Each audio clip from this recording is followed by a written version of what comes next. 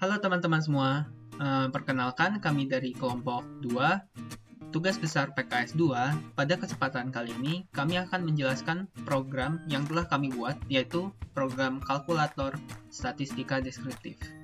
Sebelumnya, izinkan kami memperkenalkan diri terlebih dahulu. Pertama-tama dari saya, nama saya Alvin Yoga Kusuma dengan NIM 121140154 dari jurusan Teknik Informatika. Nama saya Marsha Ali Kumala dengan NIM 121140145 dari TPB 50 jurusan Teknik Informatika. Saya Muhammad Kaisar Kartujuraga dengan NIM 121140119 dengan kelas TPB yang 50 jurusan Teknik Informatika. Baik, setelah perkenalan, mari kita mulai penjelasannya. Berikut adalah penjelasan dari source code program perhitungan statistika deskriptif. Yang pertama adalah header yang kami gunakan. Header yang kami gunakan adalah pagar include bit _std c++.h yang merupakan file header yang mencakup setiap library standar C++ dan using namespace std yang berarti std adalah standar. Jadi kita menggunakan namespace standar untuk C++. Yang pertama adalah untuk menginputkan ukuran data. Pertama kita deklarasikan n sebagai sebuah integer yang akan berfungsi sebagai ukuran berapa banyak data yang akan kita masukkan. Kemudian kita deklarasikan float ukuran, yaitu untuk mengkonversikan n menjadi float, yaitu float ukuran sama dengan buka kurung float tutup kurung n. Habis itu kita deklarasikan sebuah array yaitu float data n yang tadi kita inputkan sebagai ukuran. Lalu kita inisiasikan perulangan for in i sama dengan 0, i kurang dari n, i plus plus untuk melakukan input data dari array ke 0 sampai dengan array sesuai dengan ukuran. Lalu setelah kita inputkan data yang kita mau, kita harus pertama mengurutkannya sebelum bisa dilakukan penjumlahan. Pertama, untuk melakukan pengurutan, kita inisialisasikan perulangan yaitu for i sama dengan 0, i kurang dari n sama dengan 1. N sama dengan 1 karena array dimulai dari 0. Jadi kita akan mulai dari 0 dan sampai dengan kurang dari array yang ditentukan, yaitu adalah i plus plus, ya berarti kita mulai dari 0 sampai dengan array yang ditentukan. Lalu kita jalankan perulangan kedua yaitu j sama dengan i plus 1. I plus 1 sendiri ini adalah untuk membandingkan array yang selanjutnya dengan array yang sebelumnya. Jadi misalkan array ke 0 dibandingkan dengan array ke 1. Kedua perulangan ini berlangsung secara bersamaan. Terus kita jalankan if data j yang adalah ini dan kurang dari sama dengan i, misalkan j itu sama dengan 1, misalkan i sama dengan 0, berarti j kan sama dengan 1, berarti jika array 1 kurang dari array 0, maka kita menggunakan perumpamaan temp sama dengan data i. Setelah temp dengan data i dilaksanakan, kita akan mengganti data i dengan data j dan data j menjadi temp. Setelah itu kita akan meng-coutkan data setelah pengurutannya, yaitu sesuai dengan urutan 0 sampai dengan array yang ditentukan. Baik, bagian selanjutnya akan dijelaskan oleh saya. Nah, dalam statistika deskriptif, kita pertama-tama akan menghitung mean dulu. Mean adalah bisa dikatakan juga sebagai rata-rata. Nah, untuk menghitungnya pertama-tama kita deklarasikan dulu variabel float dengan nama mean. Nah, terus kita deklarasikan perulangan for int i sama dengan 0, i kurang dari n, i plus plus, di mana nanti mean ini akan digunakan untuk menjumlahkan semua data yang ada. Setelah semua data dijumlahkan, nanti mean ini akan dibagi oleh ukurannya. Nah, setelah dibagi oleh ukurannya, nah akan dihasilkan meannya ya, yaitu akan dihasilkan nilai rata-ratanya, lalu kita outputkan nilai rata-rata tersebut. Nah, yang kedua adalah median. Median ini adalah bisa dikatakan juga sebagai nilai tengah. Nah, cara mencarinya yaitu ada dua cara, tergantung dengan datanya. Jika banyak datanya itu genap, digunakan if yang ini. Jika ganjil, yang ini. Nah, bedanya apa? Jika jumlah banyak datanya adalah genap, maka kita akan menambahkan dua angka yang tengah, lalu akan dibagi dua, maka akan kita dapatkan mediannya. Lalu jika banyak datanya itu ganjil, mudah saja, berarti kita akan mengambil mediannya itu mengambil dari data yang tengah, yaitu data n dibagi 2. Nah, lalu kita keluarkan mediannya. Selanjutnya adalah menghitung modus. Modus itu adalah nilai yang paling sering muncul dari suatu data. Nah, untuk mencari modus ini, pertama-tama kita akan deklarasikan dulu integer frekuensi, array frekuensi dengan jumlah 99, lalu ada integer variabel x yang nilainya adalah 0, dan integer modus yang memiliki array sebanyak 99. Nah, lalu di sini ada dikeluarkan nilai modus. Nah, cara mencari nilai modus ini adalah pertama-tama kita harus mencari frekuensi dari setiap data yang ada. Nah, cara mencarinya yaitu pertama-tama kita tuliskan perulangan dengan INTI sama dengan 0, I kurang dari N, I plus plus. Nah, lalu frekuensinya kita ubah menjadi 0 terlebih dahulu. Nah, di dalamnya kita tuliskan perulangan kembali, yaitu INTJ sama dengan 0, J kurang dari N, J plus plus. Nah, adapun syarat untuk mencari syarat untuk menghitung jumlah syarat untuk menghitung frekuensi dari setiap data, yaitu jika data yang ke I sama dengan data J. Jadi jika I sama dengan 0, maka kita akan merujuk pada data ke 0 dikomparasikan dengan data yang di dalamnya, yaitu data J. Misalnya data ke 0 dikomparasi dengan data 0, 1, 2, 3, dan sampai selesai gitu. Nah, jika data I sama dengan data J, maka frekuensi yang koresponden dengan data I ini akan bertambah. Nah, jadi pada akhirnya setiap data akan dihitung berapa banyak frekuensinya. Nah, lalu bagian kedua ini kita akan mencari frekuensi mana yang paling banyak antara data-data tadi. Nah, pertama-tama kita deklarasikan dulu integer frekuensi maksimal dengan nilai frekuensi 0. Ini hanya saya isi frekuensi 0 ini supaya saya punya nilai awalnya gitu. Nah, lalu untuk mencari frekuensi yang paling maksimal atau frekuensi terbesar, kita menggunakan perulangan INTI sama dengan 0, I kurang dari N, I plus plus. Nah, adapun syaratnya yaitu jika frekuensi yang sedang diuji itu lebih besar dari frekuensi maksimal, maka frekuensi maksimalnya itu akan diganti nilainya dengan frekuensi yang sedang diuji. Nah, perulangan ini akan dijalankan terus-menerus hingga I-nya ini kondisi I kurang dari N ini terpenuhi. Nah, dan yang ketiga adalah kita akan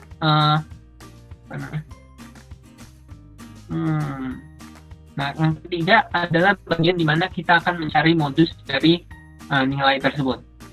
Adapun caranya adalah syarat untuk mencari modus itu adalah frekuensi yang sedang diuji haruslah sama dengan frekuensi maksimal. Dan data yang sedang kita uji itu tidak boleh sama dengan modus X. Jadi, ketika iterasi ke 0, maka modus X itu akan array modus X atau modus ke 0 akan sama dengan nilainya 0. Nah, ketika kita masuk ke bagian sini, nah, dia kan memiliki frekuensi yang sama dengan frekuensi maksimal. Jika terpenuhi, maka masuk ke sini. Jika datanya tidak sama dengan modus X, maka modus X ini akan diisi dengan data yang sedang diuji. Nah, lalu X-nya ditambahin alias dinaikkan gitu. Nah, setelah itu perulangannya dilanjut lagi hingga kita mendapatkan semua modus yang dibutuhkan. Nah, setelahnya jika modusnya sudah ditemukan semua, maka kita akan meng-output semua modus tersebut. Nah, bagian selanjutnya yaitu menghitung ragam dan selanjutnya akan dijelaskan oleh Kaisar. Selanjutnya saya akan mulai menjelaskan tentang menghitung ragam atau variansi. Untuk mencari nilai ragam, pertama kita deklarasikan sebuah data float S dan ragam bernilai 0. Pada perulangan 0 kurang dari sama dengan I kurang dari N, kita tentukan nilai S yaitu data I dikurang min. Kemudian kita jumlahkan yaitu ragamnya, dijumlahkan, lalu dikuadratkan. Berulang-ulang di sini, setelah mendapatkan hasil akhir, ragam tersebut akan dibagi dengan jumlah data. Lalu untuk menghitung kuartil, itu kita menggunakan kode dari baris 1, 2, 3 hingga 1, 6, 1. Pertama, deklarasikan dahulu array float kuartil 3. Karena hanya ada 3 kuartil, yaitu kuartil 1, kuartil 2, dan kuartil 3. Variabel Z sama dengan N dengan tipe datanya integer. Dan bool itu statnya false. Bool stat sama dengan false. Kemudian lakukan perulangan dengan kondisi I sama dengan 0, I kurang dari 2, I plus plus. Adapun perulangan hanya dilakukan 2 kali karena pada iterasi pertama digunakan untuk menentukan kuartil 2 dan pada iterasi kedua digunakan untuk menentukan kuartil 1 dan 3. Lalu dilakukan pengecekan pada variabel Z. Jika Z-nya genap, maka dicek kembali apakah variabel statnya bernilai false atau true.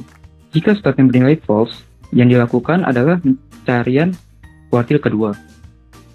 Jika statnya bernilai true, maka yang dilakukan adalah pencarian kuartil 1 dan kedua. Jika Z bernilai ganjil, maka yang dicek kembali apakah variabel itu statnya bernilai false atau true. Jika statnya false, maka yang dicari kuartil 2. Lalu, jika statnya bernilai true, maka yang dicari adalah kuartil 1 dan 3. Adapun perbedaan antara data ganjil dan genap itu terletak pada cara mencari nilai kuartilnya. Jika datanya genap, nilai kuartil yang didapatkan dengan menggunakan 2 nilai tengah, lalu dibagi menjadi 2. Lalu, jika datanya ganjil, maka nilai kuartilnya didapatkan dengan menggunakan nilai tengah dari data tersebut, yang hanya ada 1 buah.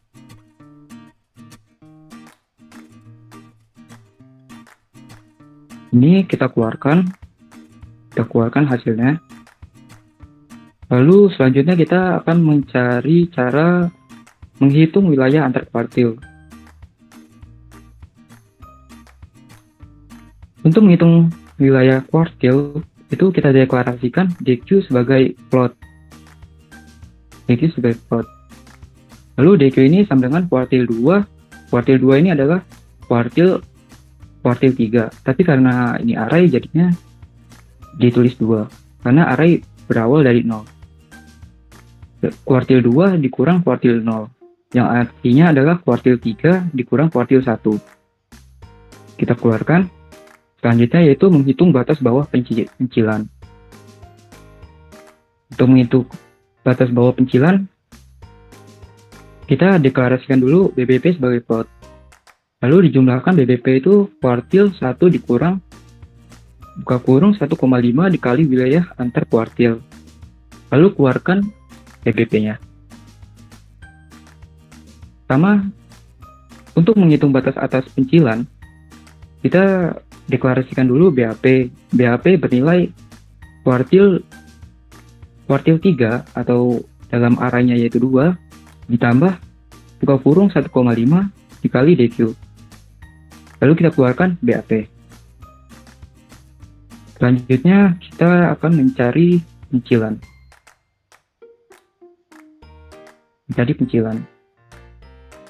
Untuk menentukan pencilan atas atau bawah itu memiliki data atau tidak, pertama deklarasikan integer C sama dengan 0 dan integer D sama dengan 0. Deklarasikan PBB dengan N ini adalah ukuran datanya dan ini adalah ukuran datanya. PBB, array PBBN dan array PBAP N. Kita lakukan perulangan dari 0 hingga N, di mana N ini ukuran dari jumlah data. Jika nilai datanya kurang dari batas bawah, maka nilai PBBP-nya itu diisi dengan nilai data, dan nilai C akan bertambah 1. Jika nilai data lebih dari batas atas pencilan, maka nilai BAP-nya jika nilai data itu lebih dari batas atas pencilan, maka nilai PBAP-nya diisi dengan nilai data, dan nilai D akan bertambah 1. Jika syarat C lebih dari 0 terpenuhi, maka PBBP-nya itu dikeluarkan sesuai dengan jumlah C. Jika syarat yang tidak terpenuhi, maka program akan dikeluarkan. Tidak ada pencilan bawah. Lalu, jika syarat D-nya lebih dari 0 terpenuhi, maka PBAP-nya dikeluarkan sesuai dengan jumlah D. Jika syaratnya tidak terpenuhi, itu programnya dikeluarkan menjadi tidak ada pencilan atas. Oke. Tambahan saja, untuk tadi itu kan ada variabel C dan D. Nah, variabel C dan D itu untuk menghitung berapa banyak pencilan yang ada, gitu. Jika C-nya itu lebih dari 0, berarti kan ada pencilan, maka dikeluarkan. Tetapi kalau C-nya kurang dari 0, berarti dia tidak ada pencilan sama sekali. Makanya dia dikeluarkan tidak ada pencilan, seperti itu. Nah, lalu untuk yang array PBB dan PBAP ya, itu untuk menyimpan nilai dari pencilan yang ditemukan. Sekian. Baik, kami akan mendemonstrasikan cara kerja programnya. Pertama-tama kita akan menginputkan ukuran data yang diinginkan. Untuk percobaan kali ini kami akan menggunakan 6. Dan kita akan menginputkan data nilai yang akan dihitung, yaitu untuk percobaan kali ini 12.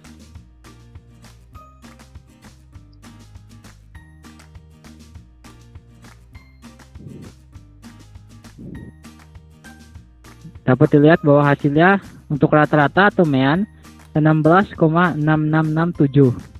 Untuk nilai median 11,5. Dan untuk nilai modus adalah yang paling banyak keluar, yaitu 10. Untuk kuartil untuk nilai ragam atau variansi yaitu 80,556. Untuk nilai ragam atau variansi adalah 80,5556. Untuk nilai kuartil 1 adalah 10, kuartil 2 11,5, dan kuartil 3 23. Untuk nilai wilayah antar kuartil adalah 13, untuk batas bawah pencilan yaitu min 9,5, dan batas atas pencilan adalah 42,5. Berdasarkan itu tidak ada pencilan bawah dan tidak ada pencilan atas. Sekian dari penjelasan program yang telah kelompok kami buat. Jika ada pertanyaan, mohon komen saja di YouTube, di video YouTube kami. Nah, adapun jika ada salah kata, kami mohon maaf. Kami akhiri di sini. Wassalamualaikum warahmatullahi wabarakatuh.